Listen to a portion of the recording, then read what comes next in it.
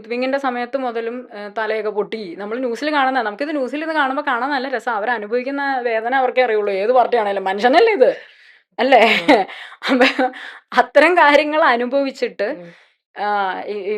ആ ഒരു ഇലക്ഷന്റെ സമയം അതാണ്. അപ്പൊ ഓരോ വീടിന്റെ മുക്കും മൂല ഇവർക്ക് അറിയാമായിരിക്കും. അങ്ങനെയുള്ള ആൾക്കാരെയും ഒക്കെ നല്ലപോലെ അറിയായിരിക്കും. ഓരോ വീട്ടിലെ പ്രശ്നങ്ങൾ ഇവർക്ക് അറിയായിരിക്കും. അത്തരം ആൾക്കാരെ പരിഗണിക്കാതെ ഈ പെട്ടെന്നൊരു സുപ്രഭാതത്തില് ഒരു ബൂം എന്നും പറഞ്ഞുകൊണ്ട് ഒരു സെലിബ്രിറ്റി അവിടെ വരുമ്പോൾ അത് ഇവരുടെ അത്രയും പ്രാക്ടിക്കൽ ആവില്ല എന്ന് എനിക്ക് തോന്നുന്നു. അതാണ് എൻ്റെ അഭിപ്രായമാണ് ഞാൻ പറഞ്ഞത്.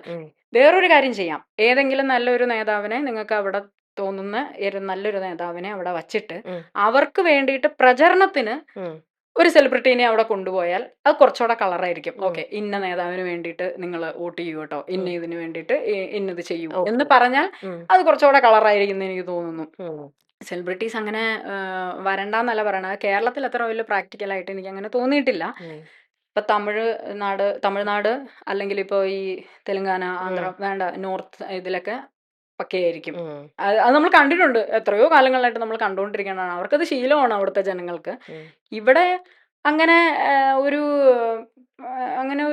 ഇത് വന്നിട്ടുണ്ടോ എനിക്കറിയത്തില്ല.